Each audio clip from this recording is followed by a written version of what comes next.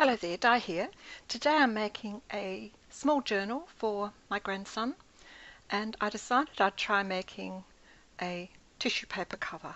There you can see me just tearing up all of the tissue paper, and I've got my half wood white glue, half water, and I'm just applying that to a piece of, I think it's just 80 GSM copy paper in an A3 size. So I'm just slapping on the diluted white glue and adding the strips that I've torn up over the top. And I thought I'd do this because I want something, as I say, my grandson's only young, so I wanted something sort of nice and bright and vibrant. And I really liked before when I made the paper strips.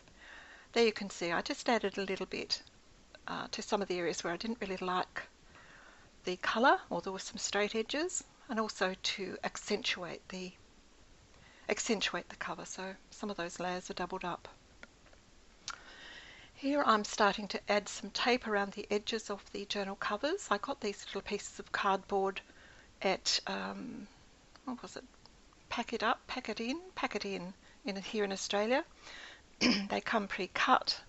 They're 5x7, or what's that? That's about 12.5 by about 18 centimetres. And all I had to do was cut the piece I used for the spine, not quite in half, made one slightly larger than the other, because I'm going to make this journal with hidden spine. Now, what have I got? I've got a piece of it just came on a roll of paper, but it's a nice weight. It's fairly heavy. It's nice and white. It's nice and opaque.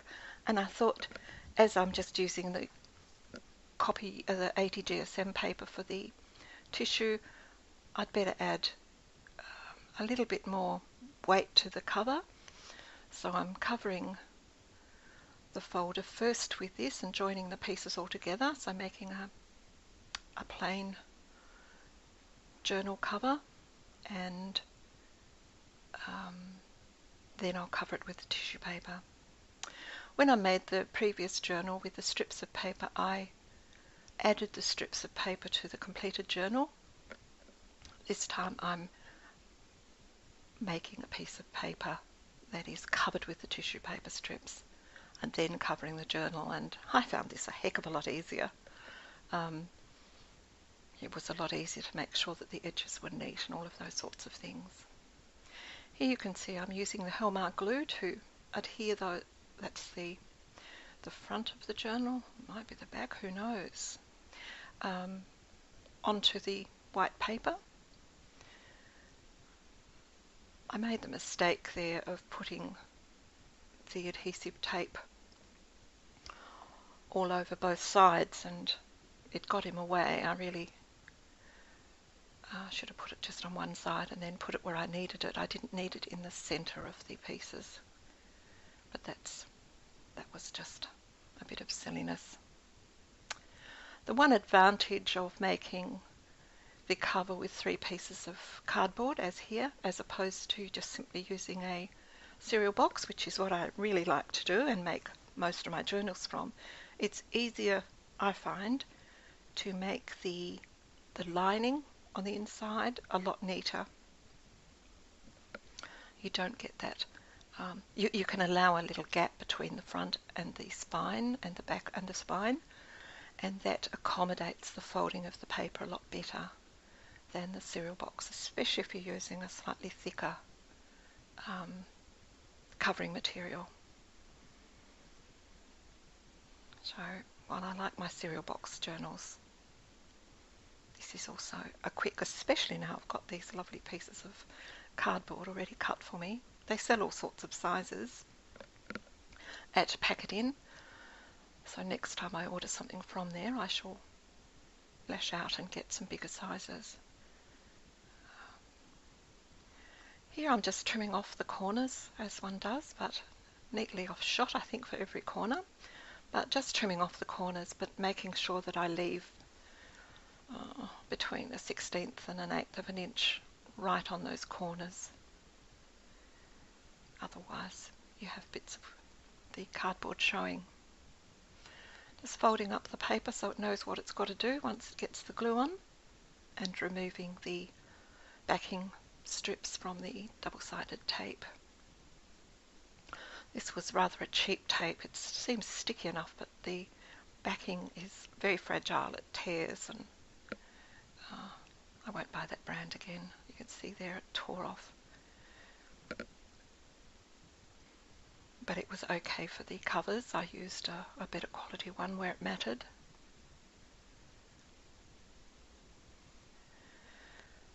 And using the trusty Helmer, practically this is my go-to glue for everything now. I find that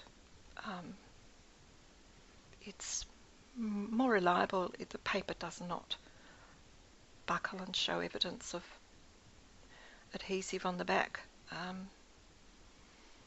I find I tend to use it now that the Scotch Quick Dry isn't as available here in Australia. I'm not quite sure what's happened to it. But most of my online supply stores don't seem to carry it, or if they do, it's just old stock. So the Helmer comes in very handy, and I think in all fairness, it's a stronger, more robust glue.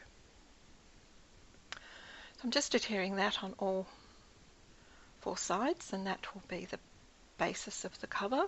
I'm not lining the inside at this stage, just the outside, tucking in those divots.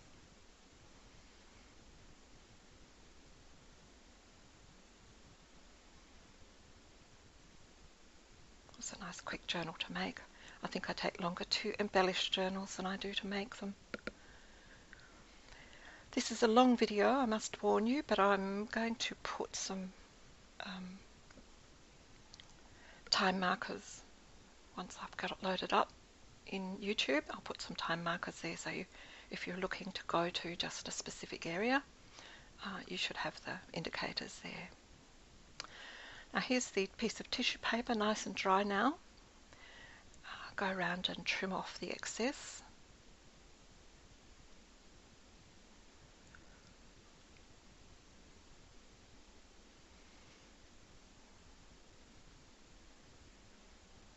Because of the lightness of it, even though it seems quite sturdy now that the white glue and water mixture has dried, it's the even just the tissue paper where it's coated is very robust, and the paper feels nice and firm.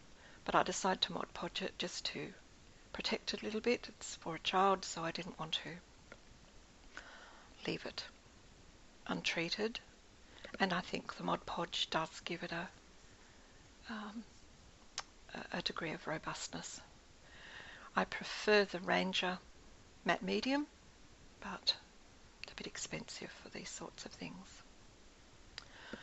Now I'm just checking that that middle piece that is actually going to become the hidden spine fits, and now I'm looking for some papers to cover that, because I need to cover that and prepare it ready before I can put the holes in it and start sewing in the signatures. The blue I'm going to use for the inside liners, so I cut that out while I've got my caterpillar up and running.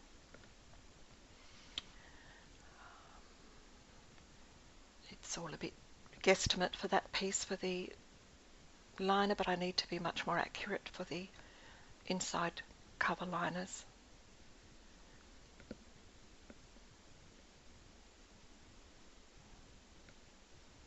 Making sure I measured it up properly and get the orientation of the paper correct.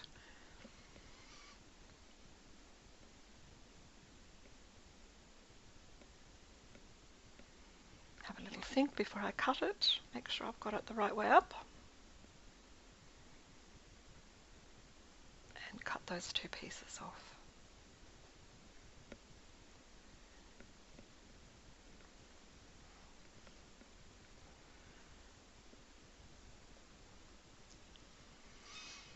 This part, the hidden spine,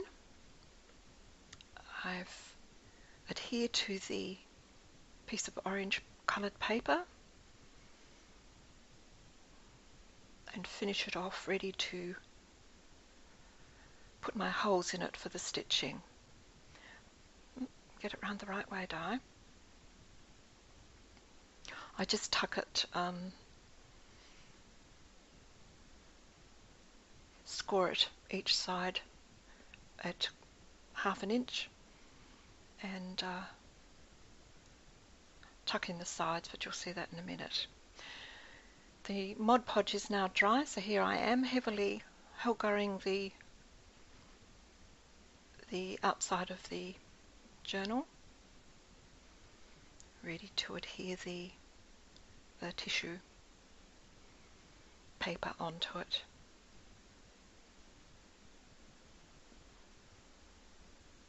I probably really should have spread it out, but I didn't want to waste too much time. It's fairly warm here today.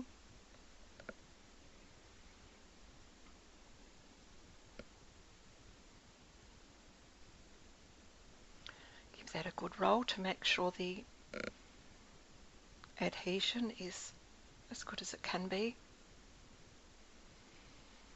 I missed the corners a bit, but I'll fix that in a minute, as you can see, with a little bit of Scotch glue. I use the Scotch there because it's just a bit easier to, it's wetter, it goes in underneath those little corners a bit more easily than the Helga. I find the Helga, one problem with it, when it's warm, it tends to erupt like Vesuvius out of the nozzle. Here I'm cutting the excess again from the corners. I think I'll get most of these in shot this time, just for a change, just to cut away some of that bulk. You can leave them on if it's thin paper or thin fabric that you're using. Getting rid of that backing tape.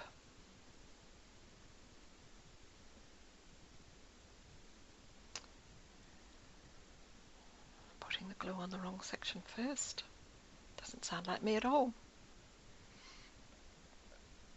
I always do the long sides first. You get the corners better if you do it that way.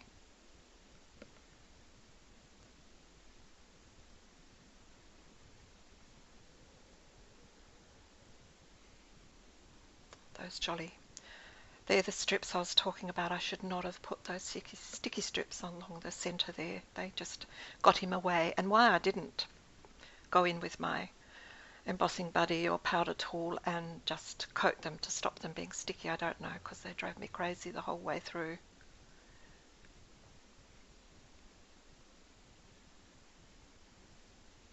But it was a minor irritation. It didn't take me long to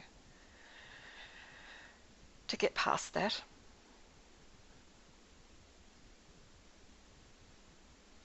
I've sped this up a fair bit to try and get through it at sort of some degree of speed, and to stop absolute boredom setting in, but leaving it so that it is still, you are still able to see what's happening. Because this journal is in the cover is in 3 pieces, not like a cereal box, you can bend it up as I am there on completion, because you're not so reliant on the setting of the whatever the adhesive is. If you try and do that with a cereal box journal, you simply wrinkle up all the covers and it becomes buckled, especially in those joints between the 3 sections. But when you're using it and you've left a nice gap between each of the components, then it's good to go, and I'm really quite pleased with that little cover. Here's the internal piece, the hidden spine. You can see I've bent the edges back and put it sticky double-sided tape on the back, just checking there that it actually fits. Here I'm just assembling the last of the signatures, and as you can see, I just want to leave this bit in so you can see I'm using A4 paper, just normal 80 GSM paper again, although the white might be 100. I think it's one of the premium whites. It feels nice, but the coloured paper is 80 GSM, just normal printer paper, and I'm alternating them, so I've got used up some more of my, what was a rather large stock of brightly coloured A4 papers, and I've alternated them with white. I used for the signature covers a Roald Dahl papers, and here I'm just going through the little pop-out bits, the embellishments that came, collecting a nice stack to embellish the journal. Now I'm going to put the holes in the spine of the centre parts of the signatures, and here I've got the little template that fits inside inside the signature after I've cut those down, and I'm just showing you there how I mark where the holes go. You measure it on the little signature template, not the other one, because it's the signatures that you need the exact spacing. Push that down into the centre of the open old phone book and push the holes through on the exact markings for those holes, and repeat that for the other signatures so that they're all identical. There's 5 signatures in this little journal, and they're quite fat signatures there. Got quite a few pages in them. I'm using a thick white crocheting cotton here, and I've got that's the surplus spine. I'm starting from the back because this is all going to be hidden and I didn't need anything on the inside of the journal to tizzy up. Wanted to keep it very plain and simple. I'm starting from, so all of the threads will be hidden. So I'm coming from the outside to the centre and then back out again. And what I didn't do before I started the sewing was go through all of the signatures and push the pokey tool right through, both on the hidden spine section, which has got layers of paper and adhesive in there. So you can see there I'm having to do each one as I get to it. I get clever in a minute and do them all. And especially on the papers, if you're going down from the inside of the papers to the outside, it's quite simple. It follows the channel easily.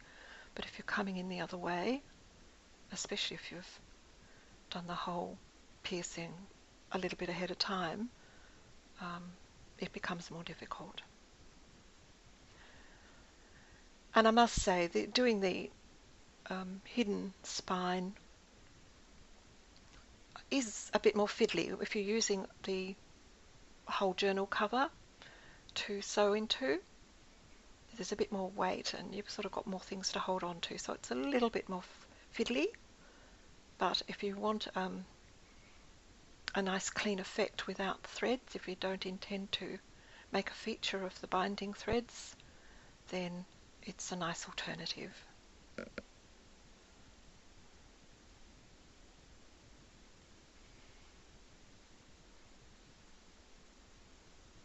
You just have to be careful not to let that thread pull right through from the back, and to keeping everything as taut as you can.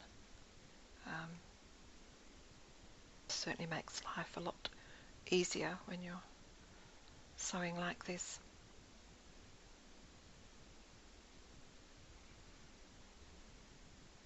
Last couple of stitches there. I think I have a bit of trouble with this one. It's you need to be holding the signature right. It's easy just to take it through one at a time. I think I end up turning it round eventually and makes it easier to get in. There we go.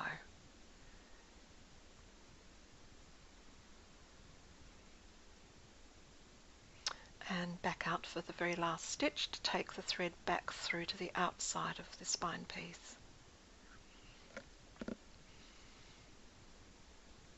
And then popping it under the thread so that you've got one thread on either side of that central thread, and pulling the other threads taut, making sure it's as taut as it can be. Put a fair bit of pressure on these. If you can break your thread at this stage, you need to know about it, because it's not going to last the distance. It needs to be quite sturdy. I've left those tails long because I'm going to glue them. I'll show you that in a moment. Here I think, what am I doing? Oh, I'm just showing you that you need to have the thread on either side of that center thread, and I usually use a double knot or two just to make sure it's not going to slip.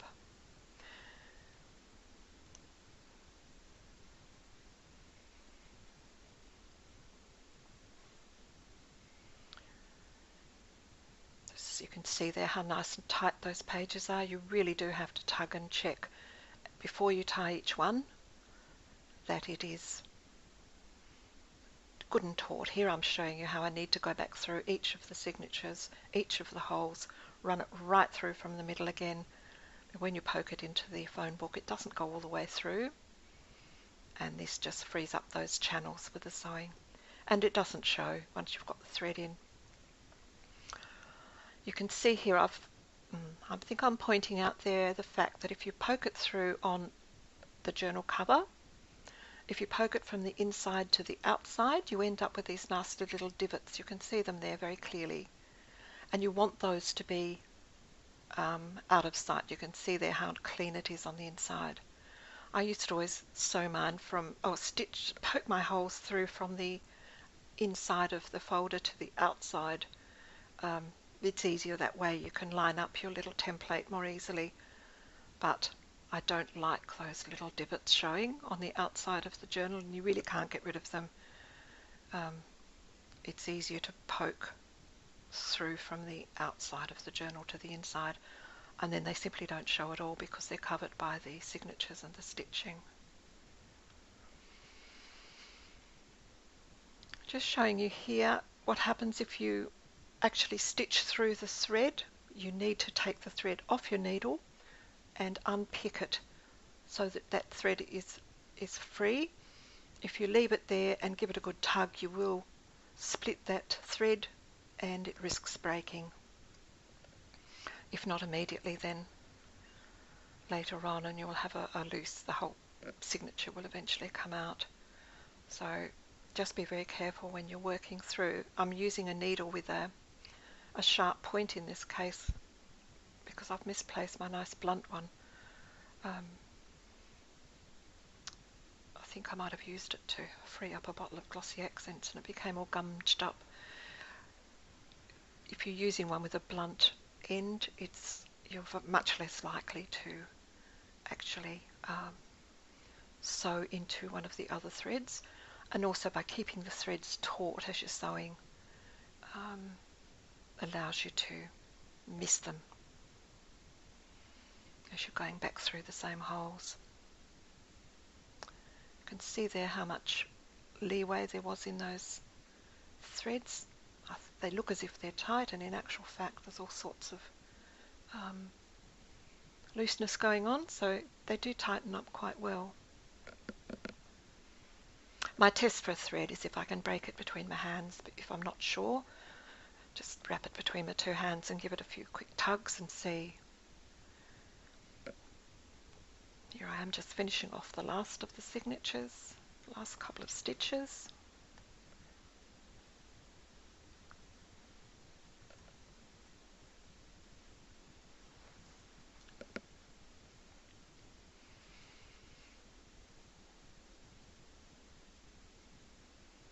Making sure they're either side and trying to get them tight. They don't want to go, so you have to jiggle with those end ones. And then you find you can pull it nice and taut.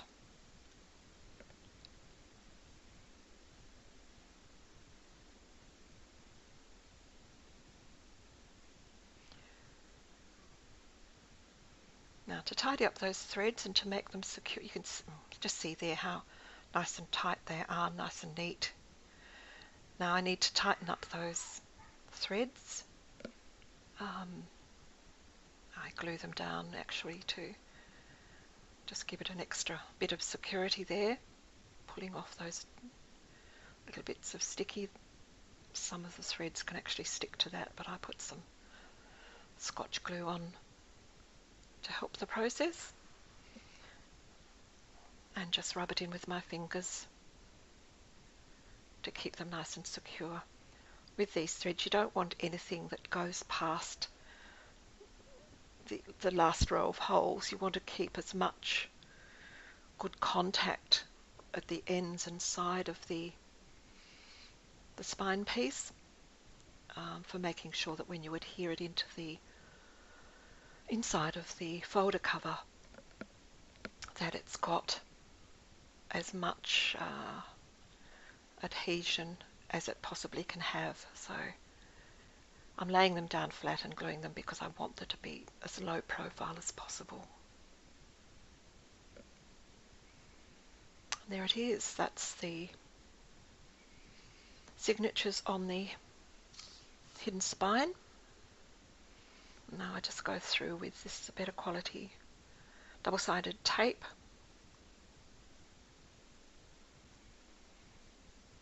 I tend to go a bit overboard with the tape. I know some people don't use as much, but if I give these away, I like to think that they're going to last a little while. I know they're just paper and they're not really bound or robust like a book, but I don't want scrimping on a little bit of adhesion to mean that they don't last very long. Here we go, now we're getting into business. We're about to attach the signatures and the hidden spine to the journal cover.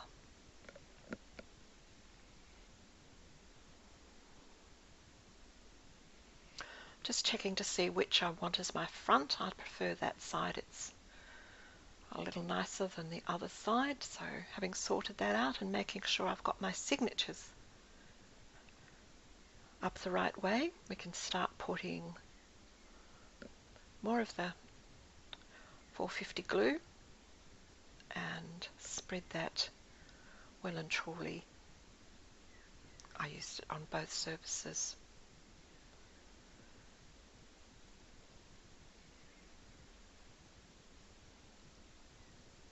Just to make sure that it's as adhered as it possibly can be.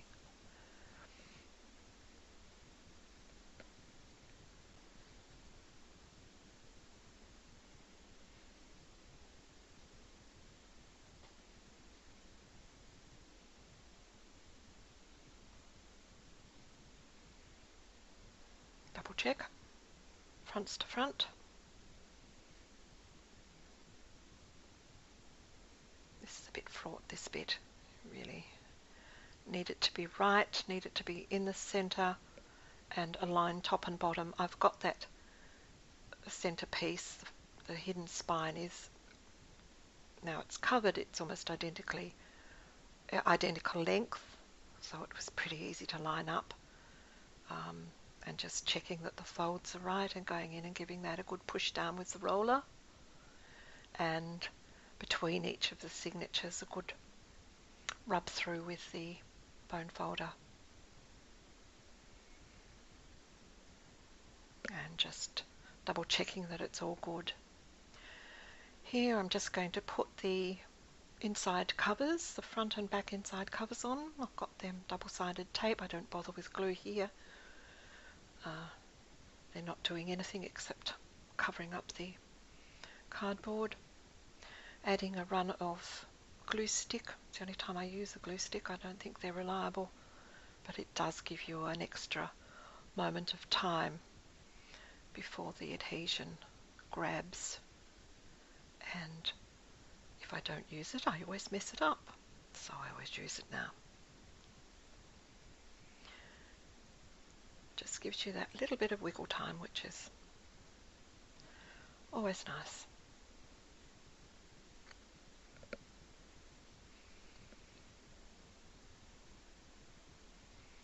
Moving the double-sided tape backing. More blue glue stick. That's it, done with.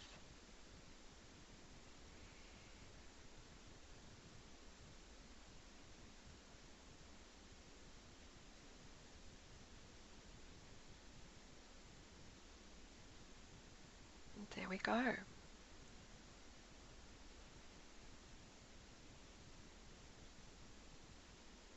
once the cover's done. See there's a little bit of a bend where the hidden spine meets the back cover. So a little bit more pressing with the bone folder, and that corrects that.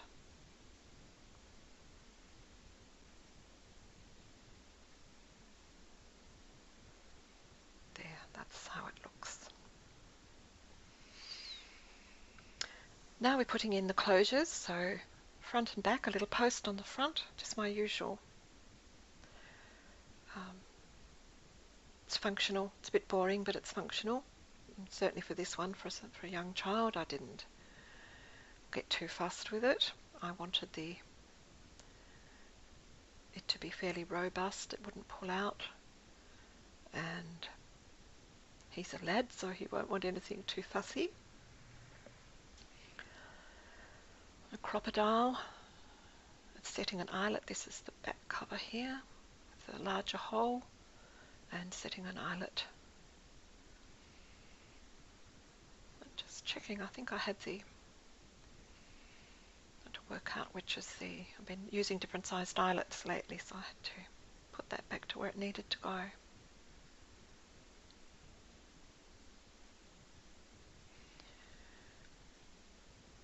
Putting in a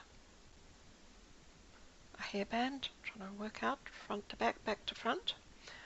And now putting with a small hole punch off screen. Well done. There we go. For the little Kaisercraft post. A little screw bit goes underneath and pokes through, and screw on the top.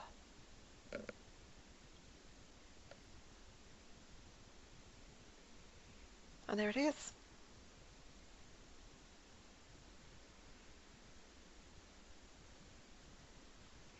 Here's just some finishing off where I've put some embellishments. I've under-embellished thoroughly, but I want Wyatt to be able to do his own thing. I've put a pocket in the front and in the back with just a few little tags and bits and pieces with some of the pieces from that Roald Dahl paper line that I've had for ages, but it's good for his age group. There's a little envelope there. I'll add some more bits and pieces, a little card and other more personal bits once I get to it, but I just thought I'd let you see the basics. Made a couple of little embellishments for some of the pages. I've added some stickers, but I don't think you see those. In the centre of each I've added a word tag from I like some of Roald Dahl's complex words, and I think anything that encourages a child to read actual words these days has got to be good. So I've added those.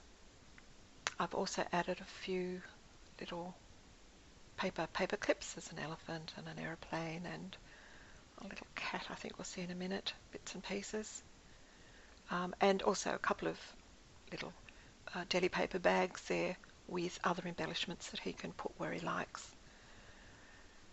And that's about it, apart from the personal bits that I'll add to it before I actually give it to the boy. That's a little cat paper clip. There it is, just got his initials and his journal and private on the front. Thanks so much for watching. I hope you got all the way through. See you soon.